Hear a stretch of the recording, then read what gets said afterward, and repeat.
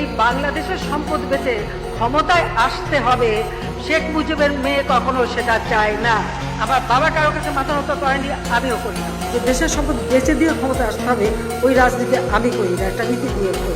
কে আমাদের ভিসা দেবে না, কে আমাদের স্যাংশন দেবে, ও নিয়ে মাথা ব্যথা করে কোনো লাভ নাই। 30 ঘন্টা প্লেনে জার্নি করে আটলান্টিক পার হয়ে ওই আমেরিকা না গেলে কিচ্ছু আসা যায় না। বাংলাদেশের সম্পদ, মানুষের সম্পদ, শুধু ক্ষমতার লোভে তা আমি বিক্রি করে ক্ষমতা থাকবো, সে বাপের মেয়ে আমি না। প্রধানমন্ত্রী এটা তো একটা সাময়িক ব্যাপার, কিন্তু আমি তো বঙ্গবন্ধু শেখ মুজিবের মেয়ে।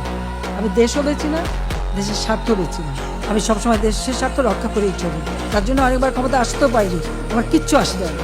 আমার দেশের স্বাধীনতার সার্বভৌমত্ব রক্ষা, আমার দেশের মানুষের মাথা দিয়ে উঁচু থাকে, আমার সবসময় সেটাই কাজ। আমি এরও কাছে ধর্ণা দিয়ে বেড়াই। আমি এটুকু বলতে পারি যে আমি জাতিপিতা বঙ্গবন্ধু শেখ মুজিবের কন্যা। আমার হাত থেকে এই দেশের কোনো সম্পদ কারো কাছে বিক্রি করে আমি ক্ষমতা আসতে চাই না।